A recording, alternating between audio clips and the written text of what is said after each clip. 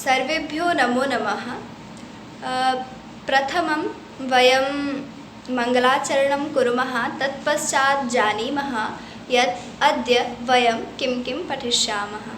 अस्तु, सर्वे मिलित्वा मया सह वदन्तु। ध्येयं सदा परिभवाघ्नमभीष्टदोहम् तीर्थास्पदं शिवविरञ्चिनुतं शरण्यं भृत्यार्तिहं प्रणतपालभवाब्धिपोतं वन्दे महापुरुषते चरणारविन्दम्। पुनः सर्वेभ्यो नमो नमः। आप सबको मेरा नमस्कार, जय श्री कृष्णा, राधे राधे। जितने भी सहपाठी मुझे मेरे गोवर्धन से देख रहे हैं उनका भी बहुत बहुत धन्यवाद, और जिनको नहीं पता है उनकी जानकारी के लिए मैं बता दूं कि जितने भी हम सहपाठी थे पहले, बहुत सारे 68 के करीब हम सहपाठी थे। अब तो सब अलग अलग बट गए हैं विभागों में, लेकिन 68 में से मिनिमम कम से भी कम मुझे लगता है 60, लगभग 60 बच्चों ने व्याकरण ली है। तो व्याकरण के जितने भी विद्यार्थी हैं उन्होंने मिलकर एक YouTube चैनल खोला है, ड्रीम टीम के नाम से है। तो वहाँ हम सभी प्रतिदिन व्याकरण के विषयों को लेकर जो हमारी पढ़ाई से संबंधित हैं, सब्सक्राइबर पाना हमारा कोई उद्देश्य नहीं है, बस हम सबके विचार आपस में आदान प्रदान होते रहें। जितना हमने पढ़ा है हम उनको बता सकें, और जो वो गुरुकुल में पढ़ रहे हैं वो हम तक अपनी बात पहुंचा सकें, बस इसलिए ये YouTube चैनल खोला गया है। और इसमें हर बच्चा प्रतिदिन कोई ना कोई एक टॉपिक चुनेगा और उस पर जो उसका बेस्ट होगा या फिर जिस पर भी वो बोलना चाहेगा वो बोल सकता है। तो इससे क्या होगा, इस देखिए भले ही उनके वहाँ भी व्याकरण सिद्धांत कौमुदी ही पढ़ाई जा रही है, वैयाकरण सिद्धांत कौमुदी, तो और हमारे यहाँ भी वैयाकरण सिद्धांत कौमुदी ही पढ़ाई जा रही है। उसमें से समास पढ़ाए जा रहे हैं, उनके वहाँ भी समास चल रहे हैं, हमारे यहाँ भी समास चल रहे हैं। तो इससे ये होगा, जब हम आपस में अपनी बात शेयर करेंगे तो यदि हम उनको कुछ बताना चाहते हैं तो पहले तो हम खुद ही उस चीज़ पर पकड़ करेंगे अपनी, उसे ज़्यादा से ज़्यादा पढ़ेंगे, क्योंकि हमें यदि दूसरों को बताना है तो खुद बहुत अच्छे से करना होगा, तभी हम दूसरों को समझा सकते हैं। तो हमारा खुद का वो क्लियर हो पाएगा, हम खुद अच्छे से वो चीज़ कर पाएंगे, और आजीवन मुझे लगता है वो चीज़ याद रहेगी जो भी हम YouTube पर अपलोड करेंगे। और दूसरी बात यह है कि सबके बताने का तरीका अलग होता है। टीचर्स ने भले ही टॉपिक वही है, सूत्र वही हैं, लेकिन सबके समझाने का तरीका अलग है, सबके समझने का तरीका अलग है, उसको अपनी बातों में कहने का, अपने शब्दों में कहने का तरीका अलग है। तो कोई कैसे समझाता है, कोई कैसे समझाता है, तो हमारे गुरु जैसे समझाते हैं वो बात आप तक पहुंचेगी, और आपके गुरुजन जैसे समझाते हैं वो हम तक पहुंच पाएगा, और हम आपस में अच्छे से अपने विचार आदान प्रदान कर पाएंगे। और हमारा सबसे बड़ी बात यह है कि हम उस चीज़ को अच्छे से पढ़ पाएंगे और आजीवन याद रख पाएंगे। तो चलिए शुरू करते हैं। आप सबकी मांग थी कि समास प्रकरण सिखाया जाए, समास प्रकरण ही मैं लाई हूँ, तो देखते हैं। समास प्रकरण में सबसे पहले देखिए, किसी भी व्यक्ति से यदि आप मिलते हैं तो सबसे पहले जानना बहुत ज़रूरी होता है उसके बारे में, उसका परिचय, है ना। तो एक तरीके से हम आज समासों के साथ मित्रता करने जा रहे हैं। तो सबसे पहले कितने प्रकार के होते हैं, या फिर कौन सा समास कहाँ लगता है, ये सब जानने से पहले सबसे पहले हम जानेंगे कि समास किसे कहते हैं और समास की उत्पत्ति कैसे हुई है, ठीक है। और यदि वीडियो लंबी नहीं बनी तो फिर और देखते हैं क्या क्या बनाएंगे। तो समास किसे कहते हैं? समसनम समासः। समसनम कहते हैं संक्षिप्तीकरण को।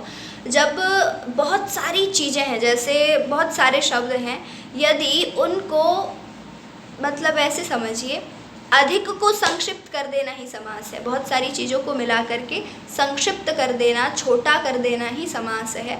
अनेकेषां पदानां एकपदी भवनं समासः। अम्सनम अनेकेषां पदानां एकपदी भवनं समासः। अनेक पदों का एक पद कर देना ही समास है। मुझे लगता है अब समझ में आ गया होगा समास किसे कहते हैं। अब देखते हैं कि समास शब्द की उत्पत्ति कैसे हुई है।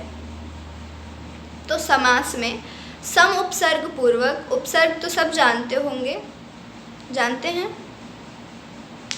एक मिनट, उपासना का मैसेज आ रहा है। अच्छा, जानते हैं, लेकिन फिर भी आप एक बार बता दीजिए। तो प्रादि एक लघु सिद्धांत कौमुदी में अचसंधि प्रकरण में सूत्र आता है उपसर्गाः क्रियायोगे, यानी कि प्रादयः क्रियायोगे उपसर्ग संज्ञा स्युः। जब प्रादियों के साथ क्रिया का योग होता है, क्रिया के साथ जब प्रादि मिल जाते हैं तो उनकी उपसर्ग संज्ञा होती है। अब देखिए प्रादि किसे कहते हैं, कितने होते हैं। तो प्रादि प्र आदेः येषां, प्रा है आदि में जिनके, वही क्या है, प्रादि है। तो प्र, परा, सम, उप, निर, निस, दुर, दुस, वि, आंग, नी, अधि, अपि, अति, सु, उत, अभि, प्रति, परि, उप, ये 22 प्रादि हैं। जब ये क्रिया के साथ लगते हैं तो ये उपसर्ग कहलाते हैं, फिर आप इन्हें प्रादि नहीं कह सकते हैं, ठीक है। जैसे समास ही ले लीजिए, समास में क्या है, सम उपसर्ग है। सम उपसर्ग पूर्वक असुक्षेपणे से अस धातु होकर के और घय प्रत्यय लग के समास बना है। कैसे बना है देखिए, अस धातु, यहाँ लिख के दिखाते हैं, अस धातु सम उपसर्ग पूर्वक अस धातु और घय प्रत्यय, ठीक है। देखो सम उपसर्ग पूर्वक अस धातु से घय प्रत्यय होकर के समास बना है। तो जो घय प्रत्यय है उस इसमें अशेष बचता है। अब देख, हाँ, समास ये था सम अस, अस क्या है, धातु है। अब धातु के साथ जब ये सम लगेगा तो अब आप इसे प्रादि नहीं कह सकते हैं। यहाँ ये प्रादि ना होकर के क्या है, उपसर्ग है। क्यों? क्योंकि इसका क्रिया के साथ योग है, अस धातु के साथ आ रहा है, अस धातु के साथ इसका योग है, इसलिए अब यहाँ प्रादि न होकर के उपसर्ग है। तो प्रादि जब इसके साथ आते हैं धातु के साथ तो उपसर्ग कहलाते हैं। और सम क्या है, प्रादि है, प्र, परा, सम, है ना। तो सम प्रादि है। यहाँ ये सम उपसर्ग पूर्वक अस धातु और घय प्रत्यय से मिलकर के बना है समास। अब देखो कैसे बना है, घय में आशेष बचता है। कैसे बचता है, यकार की हलंत्यम से इत संज्ञा हो जाती है और तस्य लोपा से लोप हो जाता है। और घकार जो ये घ है इसकी लशक्वत तद्धित से इत संज्ञा हो जाती है और तस्य लोपा से लोप हो जाता है। तो बचता है अ। क्या बना, सम अस अ। देखो सम अस और अ, ये बना, ठीक है। ये सम अस और अ ये बना। अब देखिए क्या होगा, इस अस को, एक सूत्र है अचोयणीति, वो क्या कहता है, अदंत अंगस्य, अदंत अंग को वृद्धि ही स्यात्, अदंत अंग की वृद्धि होती है। कदा, कब होती है, यिति णिति च परे, जब यित या णित परे होते हैं। यित या णित परे होते हैं मतलब अदंत अंग की वृद्धि होती है जब परे में कोई ऐसा प्रत्यय हो जिसमें या तो य की संज्ञा हुई हो या फिर ण की संज्ञा हुई हो, ठीक है। तो यहाँ कौन सा प्रत्यय है, घय प्रत्यय है।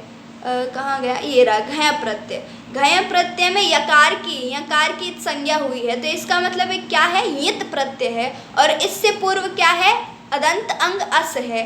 अदंत अंग को दीर्घ होगा तो क्या होगा, आस हो जाएगा, सम आस अ। अब आप कहेंगे कि यहाँ तो, यहाँ घय प्रत्यय तो यहाँ था ना, अब तो इसका लोप हो गया, अब तो अ बचा है। अब यहाँ तो ये तो यित यहाँ तो नहीं है, यहाँ था, है ना। तो अब इसका देखिए क्या है, एक सूत्र है प्रत्यलोपे प्रत्यलक्षणम वो कहता है कि यदि किसी प्रत्यय का, घया का ही नहीं कोई भी प्रत्यय हो, यदि उसका लोप हो चुका हो और यदि आपको उस प्रत्यय को मान करके वहाँ कार्य करना हो तो आप कर सकते हैं। किस सूत्र के द्वारा? प्रत्यलोपे प्रत्यय लक्षणम, इस सूत्र के द्वारा। तो घया प्रत्यय भले ही लुप्त हो चुका है, उसका लोप हो चुका है, लेकिन फिर भी उस घया प्रत्यय को मान करके हम यहाँ अस को आस कर सकते हैं, अदंत अंग में वृद्धि कर सकते हैं। ठीक है, तो क्या बना? सम आस अ। सम और आस जोड़ेंगे तो समास, और आ जोड़ देंगे तो समास। फिर क्या होगा? फिर कृत तद्धित समासाश्च, इस सूत्र के द्वारा समास की प्रातिपदिक संज्ञा होगी और याया संज्ञा सा सफलवती। तो इसका क्या फल है? जिसकी संज्ञा होती है उसका कोई ना कोई फल होता है। अब यहाँ प्रातिपदिक संज्ञा होने का क्या फल है? तो प्रातिपदिक संज्ञा होने का फल है सुअवजस अमोक्षस टाभ्याम भिस गेभ्याम भ्यस गसिभ्याम भ्यस गसोसाम गियों सुप। इस सूत्र के द्वारा स्वादि की उत्पत्ति होना। तो द्वेकयोर द्विवचने एक वचने एक सूत्र है, उसके द्वारा एक वचन की विवक्षा में यहाँ सुप्रत्यय आ जाएगा। तो क्या बनेगा? समास, समास धन सु। लिखने की ज़रूरत नहीं है मुझे लगता है जहाँ तक, फिर भी समास धन सु ये बना। ठीक है, समास धन सु। अब इसमें क्या होगा? जो उकार है, ये उकार की उपदेश से जौनासिक इत से इत संज्ञा हो जाएगी, तस्य लोपा से लोप हो जाएगा। अब क्या बचेगा? समास धन स। सस जसोरु एक सूत्र है, उसके द्वारा सकार को रुत्व आदेश हो जाएगा, सकार के स्थान पर रु आदेश होगा। तो क्या हो जाएगा? समास धन रु।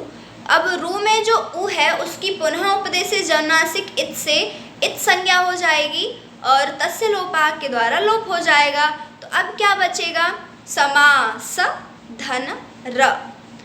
अब इसकी विरामोवसान एक सूत्र है, वर्णानाम अभाव, जहाँ वर्णों का अभाव होता है वहाँ रकार की अवसान संज्ञा होती है। वर्णानाम अभाव अवसान संज्ञा से आता, यही है, वर्णों के अभाव में अवसान संज्ञा होती है। तो रकार जो है समास धन र, उसके बाद कोई शब्द है, कोई पद है, पद मतलब कोई शब्द, कोई अक्षर है? नहीं है, कुछ नहीं है। समा र के बाद कुछ नहीं है, अवसान है मतलब खाली है। समास धन र, फिर कुछ नहीं है, तो इसकी रकार है जो इसकी क्या होगी? अवसान संज्ञा हो जाएगी। अब जब अवसान संज्ञा होगी तो खर वसान्य और विसर्जनिया, हाँ, इस सूत्र के द्वारा रकार के स्थान पर विसर्ग आदेश हो जाएगा।